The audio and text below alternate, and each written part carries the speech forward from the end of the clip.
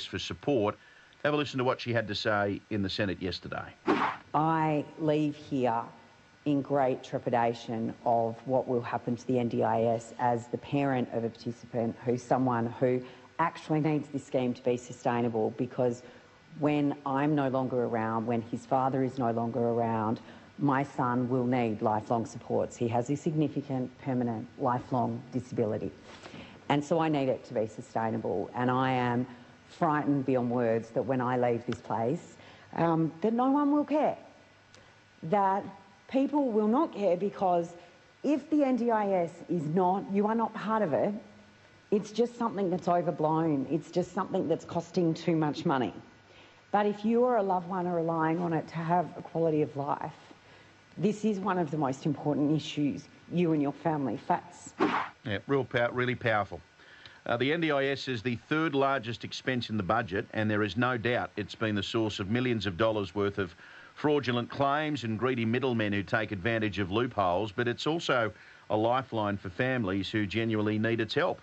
I thought we'd catch up with Senator Hollie Hughes. She joins me on the line right now. Senator, good morning to you. Morning, Mark. Well, it was a very moving speech from you, Hollie. You spoke from the heart, and it's obviously a very personal issue for you. Look, it is a really personal issue, but I do want to make it clear. I think this scheme is out of control. I'm not standing here in any shape or form and saying that reform is not needed, that there are way too many people on it. Absolutely there are. And the wrong people are getting support over and above the people who, as you say, genuinely need it. I think politically there's very little will. I think there's a lack of political courage to really put the big boy pants on and have a look at it and say, we need to define permanent, lifelong, significant. We need to make sure that the people that are accessing these supports are the people who actually have real impediments in their life, and this is what supports them through. We do need to make sure that obviously people who need some minor supports, particularly in the early intervention stream, that they're available, but they're somewhere else, and they always used to be. My son was diagnosed before the NDIS existed, so I remember that life. But the whole scheme needs a rethink. There are up to possibly 7 points of contact before you reach a service. I mean, it's just insane. And the cottage industries that have set up, all the little middlemen that do step in. And again, there's some need for some assistance for some people in different ways. But the fact that some of these industries have sprung up overnight, and I can tell you most of them are a waste of time, effort and space. Not all of them, and I'm sure I'm going to get some hate mail from a whole lot of people for that. But, you know, there are good people in this space and there are some terrible providers. Yep. There are some terrible players. But there is ways that we can curb this. There are ways that we can do it. But the one thing that I found through my 6 years in the Senate, social services, they're not the defence portfolio. They're not the serious finance portfolio. And so, you know, people come into this place thinking they want to be big, significant players, and the interest in these social services, which, as you say, it's the third biggest thing in the budget.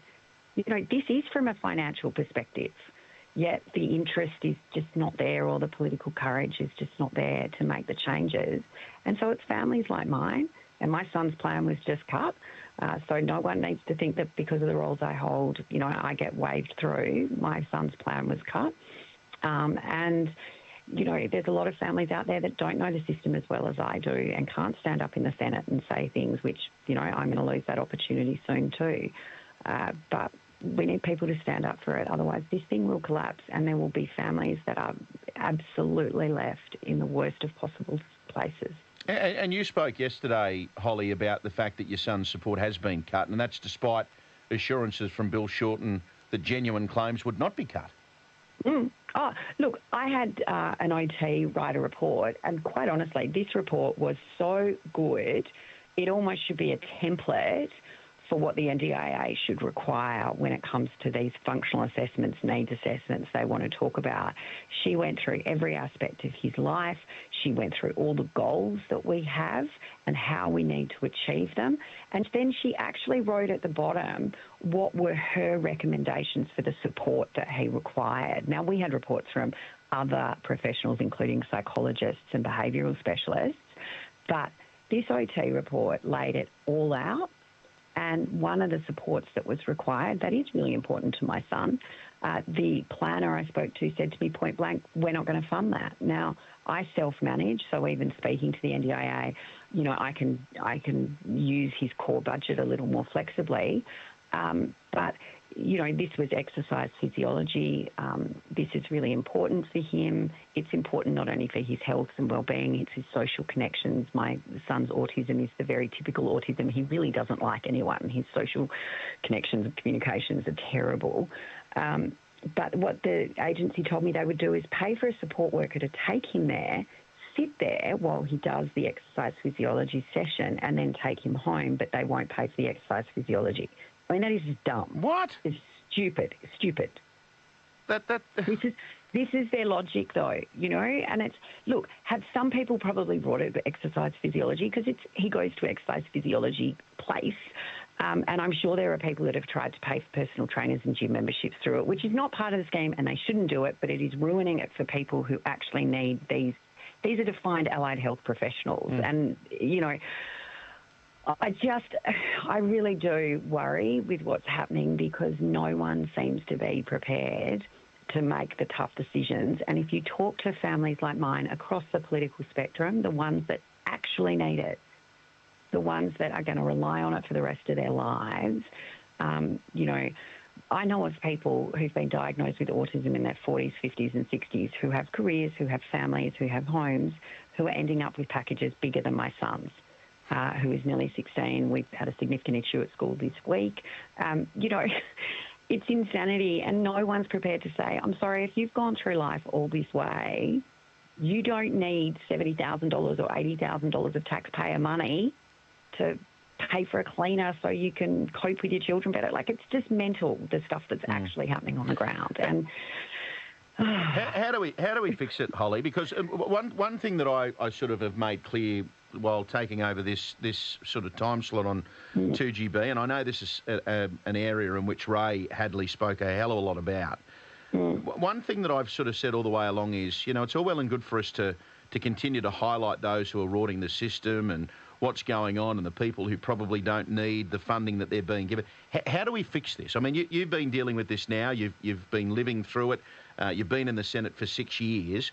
What do you think the ways around this are to try and fix the NDIS to ensure those who need the support get it and those who are probably not deserving of the money that they get or don't genuinely need it don't get the money that they're currently getting from the NDIS? How do we fix it?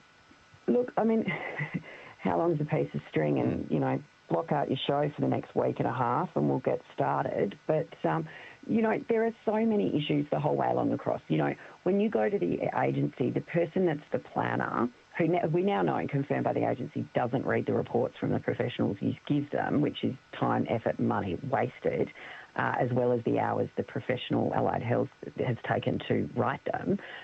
But you are going to see someone who has no clue about specific disabilities. So, you know, I've had people with Down syndrome, kids with Down syndrome, have the planner ask them, so when do they outgrow Down syndrome? You know, what? I'm dealing with a family at the moment who are struggling to get supports because the agency doesn't believe this child has cerebral palsy, even though there's letters from paediatricians and other experts with regards to the cerebral palsy. I mean, this is just the nuts side of how the planning system is done. And then you get the case where people who don't understand disability are basically building these plans again, so they don't understand what's best practice. The whole system is built on deficit, so if families go in and actually are working hard, using the supports correctly and using it as the insurance scheme, people seem to have forgotten the insurance part. The insurance part of the scheme is you invest early for better outcomes. And my son's had the most intensive of early intervention and right through. We were told he would be low functioning and non-verbal. I spoke to him on the phone twice yesterday. I rang him and then he rang me back later to tell me about his excursion. You know, he has gone from what in the 50s he would have been put in an institution and they would have told me to forget about him, focus on your other children, to the most gorgeous, beautiful boy who is funny and engaged. But that's the insurance part. We need to make sure that we're getting bang for our buck. But at the moment, the taxpayer is giving money to people to go to speech therapists, to go to occupational therapists, to go to different allied health professionals. But you don't go there to get fixed. You go there to learn what to do. But there's no data taken on sessions at home. There's no data taken on how skills are being learnt and practiced. So there's no actual information on what improvements have been made. I mean, I'm very data-driven, and I would be adding in a data system, particularly in early intervention, but even later on. Mm. I mean, there's so much. There is so much from the lack of efficiencies. They've moved to a new IT system, and my son, the bank account details didn't even transfer, and I can't even go in online to update them. I have to ring the agency and spend half an hour on the phone. I mean, how is that an efficiency? Yeah. Well, Hollie, the scary part about all this is that there would be thousands and thousands of mums and dads listening to us speak right now thinking, yep, what Hollie's saying is right. And I won't be there anymore. And I am frightened because unless you live this all day, every day and know it as well as I do, I don't know who's going to be as interested. I hope to all the mums and dads listening, one of my Senate colleagues will say to me, look, Hol, I really want to pick up this mantle when you're gone. And it should be bipartisan, so it can be for anyone in the chamber. But I will, pass their details on and keep them on my social medias when I leave the parliament because, I deal with hundreds of families a month going through issues and it's just heartbreaking. Yep, and you're speaking as a senator but also as a mum. Yep, as a mum. And soon I get to go back to being just a mum. Yeah. Well, we need more people like you in the Senate and in the House of Representatives, Hollie, put it that way, because you speak a lot of sense, especially on issues like this, which mean a hell of a lot to you as a mum. And I think we're all sitting here listening to you speak saying, give our love to your little boy or your big boy these days. He's 6'1" and a behemoth, and I'm not allowed to call him baby anymore. He's my man. Good on you, Hollie. Well, before you go, it's all about budget today. What did you think of last night's announcement and what they're trying to do in the reps at the moment? It's all a bit of a fizzer. Look, to be honest, I don't know what they're trying to do in the reps at the moment because I'm over on the Senate and we've been in and out of divisions. But and I met with the Israeli ambassador this morning, so I've been there rather than watching the House of Representatives. But the whole budget's a bit of a fizzer. And I think for anyone who isn't convinced this is a budget for 5 weeks, not 5 years, you've only got to look at budget paper 2. And for political nerds out there, they'll know what I'm talking about. But that's where a lot of the detail is. And there's a photo on my socials actually now we've just put up of what budget paper 2 looked like last year, and it's about a quarter of the size this year. So it's very, very clear they weren't prepared to deliver a budget. They didn't want to deliver a budget. There is zero money for mental health. NDIS has only put money in for lawyers.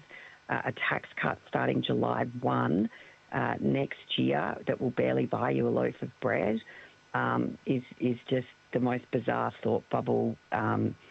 It's not going to make any real impact. It's doing nothing to address our standard of living decline. I don't think Albanese and Jim Chalmers are high-fiving each other this morning because this budget, I think, is just a complete fizzer. Yep, and the government trying to rush through the tax cuts in the House of Representatives at the moment to try and... Oh, well, I'm glad you've told me that. Yeah, well, it's obviously, look, it's a smart tactical move from Labor, but what I've said this morning is they're trying to rush through a $5 saving for Australians as of July next year, so come on. Yep. But by the way, you just mentioned the meeting with the Israeli ambassador. I know you've got to go. How did that go? Yeah. Look, Amir is just an incredible person. He is such a fantastic representative in Australia for Israel, and I'm very honoured to call him a friend.